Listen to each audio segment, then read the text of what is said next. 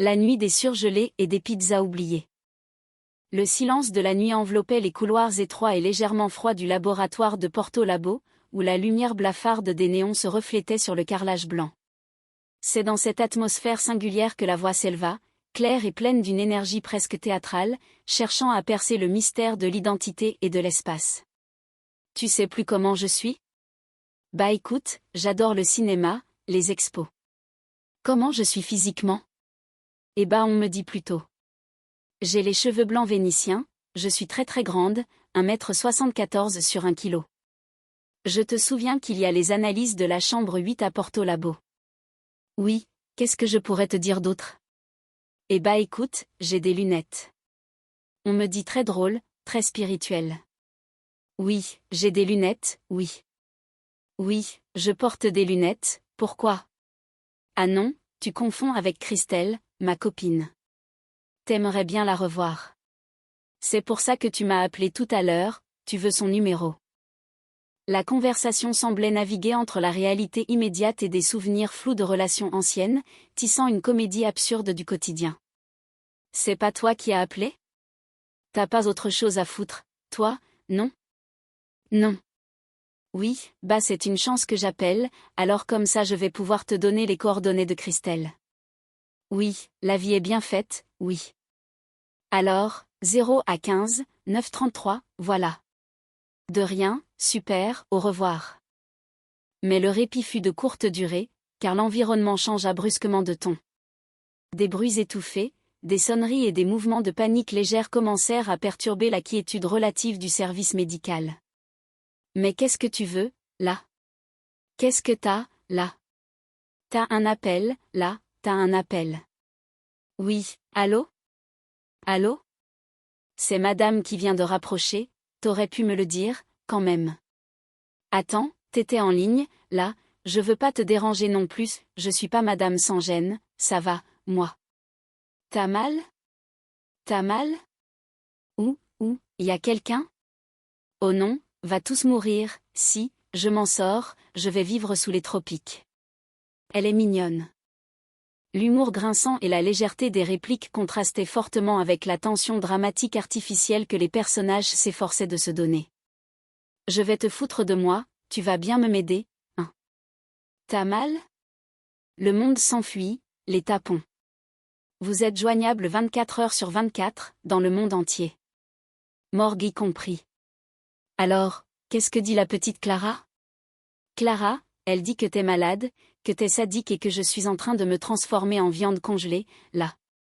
Ça. Allô, Jamel? Jamel? Allô, Jam. Allô, Jamel? Jam. Y a plus de bafouilles. La situation devenait de plus en plus burlesque, rappelant les quiproquos des grandes comédies de boulevard où chaque personnage interprète la réalité à sa manière. Alors, on fait quoi, maintenant? Je sais tout, là. 1. On garde son calme. Jamel. Ça sent la mort, ici, là. Pendant ce temps, dans les coulisses de l'établissement, le personnel soignant vaquait à ses occupations avec une indouvrable désinvolture qui accentuait le comique de la scène. Et, il doit appeler s'il a besoin du bassin, hein. J'ai du chou-fleur à midi. Et là, il mange pas tout? Attendez, je le garde pour. Il a pris sa température? Il sort bientôt. Justement, le professeur m'a dit que je devais prendre quelque chose pour pouvoir remarcher. Il vous a rien dit? Dès l'étage, il faut prendre. Alors, elle était comment, la pizza? Elle était bien? Il dort? Ah ben, on va quand même lui prendre sa température, alors. La discussion tournait autour de détails incongrus, mêlant l'état de santé du patient mystérieux et des considérations culinaires sur des parts de pizza oubliées. Alors? Sinon, il ne mange pas, sa vache qui rit, là?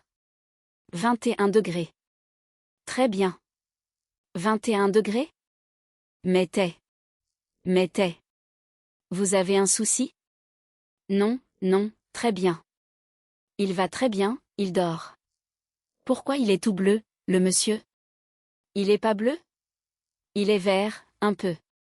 Il a du bleu, du rose, du... Il est bien? Ah, t'es bien? Dis-moi, dis que tu vas bien. La confusion atteignit son paroxysme lorsque les protagonistes s'interrogèrent sur la couleur et l'état général du patient, oscillant entre l'inquiétude médicale et l'absurdité pure. Oui, je vais bien. J'ai la pommette. Et alors, qu'est-ce que je sors, docteur? Et, je suis pas docteur, moi, hein. Putain, à peine il dit qu'il va bien, il veut sortir, lui. Un peu de temps, d'accord? Voyez bien? Donc on panique pas, d'accord? On prévient pas sa famille, ni ses ayants droit, tout ira bien. Pervier, appelle la base. Épervier, appelle la base. Épervier, je. Merde. Clara? Clara? Clara, il faut te faire réveiller, maintenant. Le réveil des consciences se fit dans une confusion générale, où les frontières entre le rêve, la réalité et le délire comique semblaient s'effacer complètement. Hein, Clara? Le petit déjeuner, il est prêt. De toute manière, je sais que t'es vivante. Ça, je suis sûre que t'es vivante. Hein, t'es vivante? Hein, Clara? Oui. Qu'est-ce que tu fais? Hein? Qu'est-ce que tu fais? Le bas du toit, là. Tu vois bien qu'il est mort. Il va pas bien, oui. C'est nous qui l'avons empoisonné avec tes vieilles pizzas, là. C'est nous qui l'avons tué. Faut prévenir la police, on est des misérables. Attends, il faut pas déranger l'administration, pour l'instant. Il y a une solution plus adéquate, encore. Non, non, non, non, faut prévenir la police. De toute manière, je suis pour rien, moi, je te dis. Complice pareil que moi, 55 ans sur cette histoire. La paranoïa s'installa doucement, nourrie par des références cinématographiques inattendues et des peurs irrationnelles de criminels improvisés. Moi, j'appelle la police, je suis pour rien, je te dis. C'est toi, de toute façon. C'est exactement comme dans Autant en emporte le vent. T'as pas vu dans Autant en emporte le vent? Quand la vieille, elle se fait flinguer dans le parking à cause de Rocco Siffredi et ses frères. Ben là, c'est exactement pareil. Les flics, ils vont retrouver tes empreintes sur les anchois au laboratoire de la police judiciaire. L'attente du coup de fil salvateur devint une obsession rythmée par l'angoisse et la comédie des apparences. Il a toujours pas rappelé? Non. Toi qui l'as eu au téléphone, tu connais sa voix. Est-ce qu'il ressemble à une des photos, là? C'est lui, c'est lui. Je me rappelle, il a dit, « Bonjour, vous pouvez dire à Madame Béatrice de me rappeler, s'il vous plaît ?» C'est urgent, lui. Voilà, c'est ça, Philippe. Il a dit, « Bonjour, je m'appelle Philippe. Vous pouvez dire à Madame Béatrice de me rappeler, s'il vous plaît ?» Tissuite, tissuite. Moi, c'est pareil. C'est qui? C'est un copain de moi, il est fatigué, il veut faire dodo. Les personnages s'enfonçaient dans un dialogue décousu, où chaque réplique ajoutait une couche supplémentaire de mystère et de loufoquerie. Il a pas l'air bien, là. Philippe, il a dit qu'il faut le rappeler, tissuite, sinon il va partir, il a dit. Il a dit qu'il faut le rappeler. Tu l'as toujours pas appelé, là, Philippe? Il faut le rappeler. Il va partir, sinon, il a dit, Philippe. Il va partir, il a dit, sinon. Après, il va mourir, Philippe, sinon. Mais ça, je te jure, il a dit, tissuite. Je suis complètement gelé. Je sens plus mes jambes. Normal, c'est ma jambe, moi. Je vous le disais aussi, j'ai vachement pris au niveau des genoux.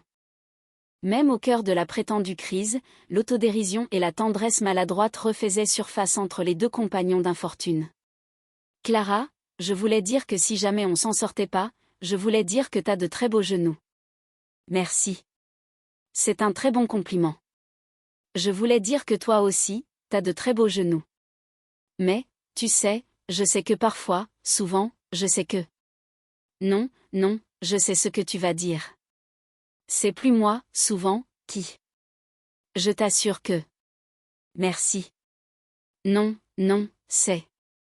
Pardon.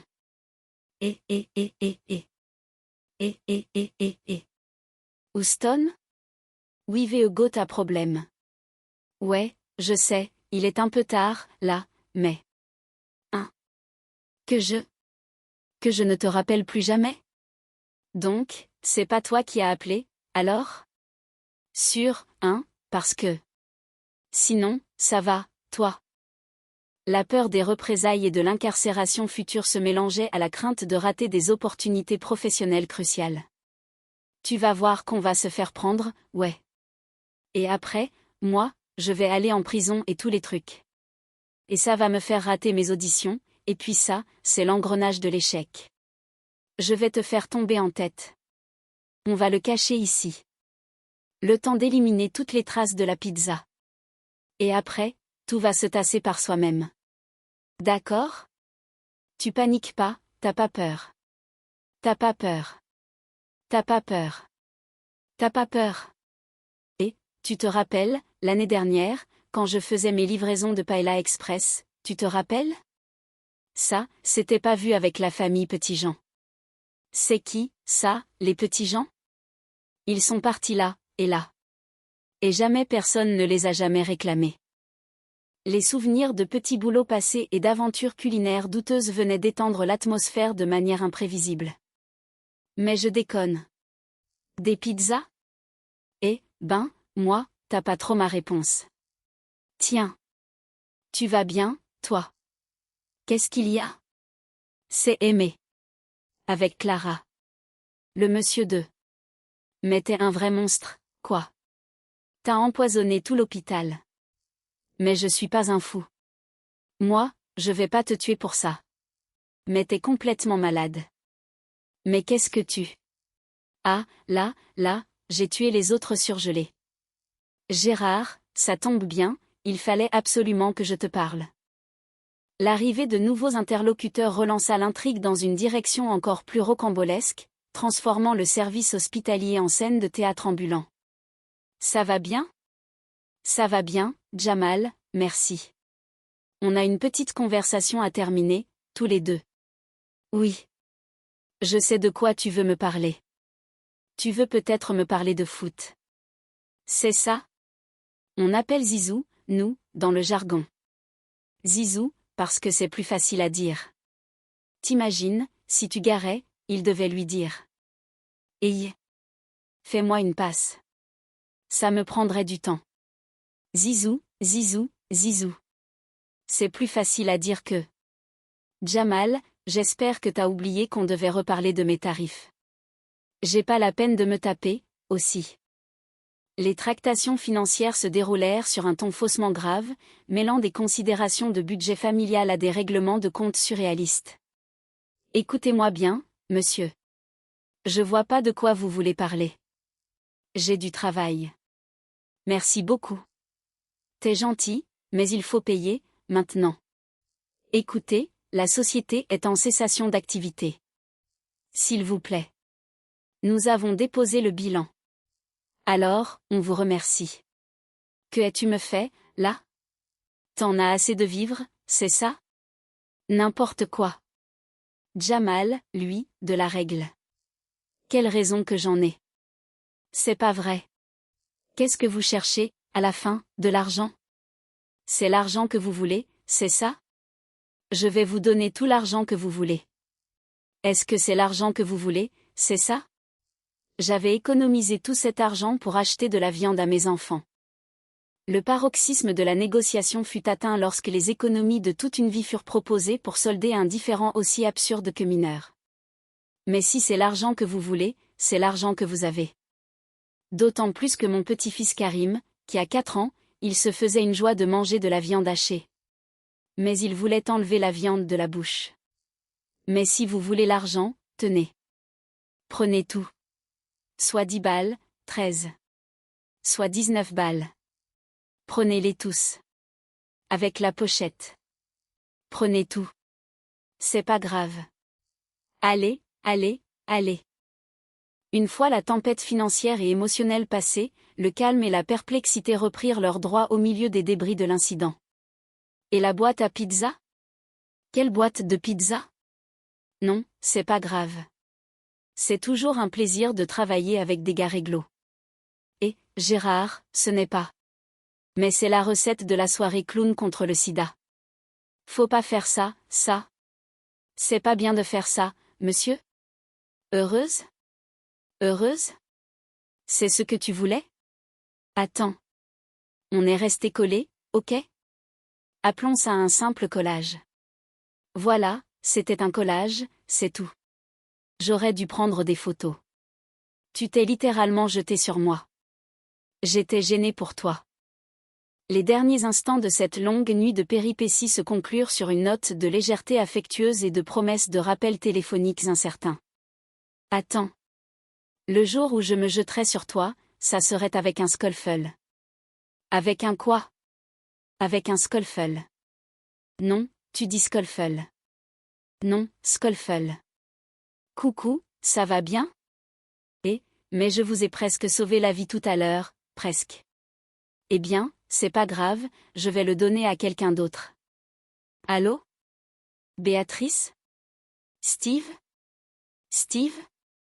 Mais voilà, c'est ça, c'est Steve qui s'appelait le mec. Bon, j'appelle. C'est mieux qu'on me rappelle.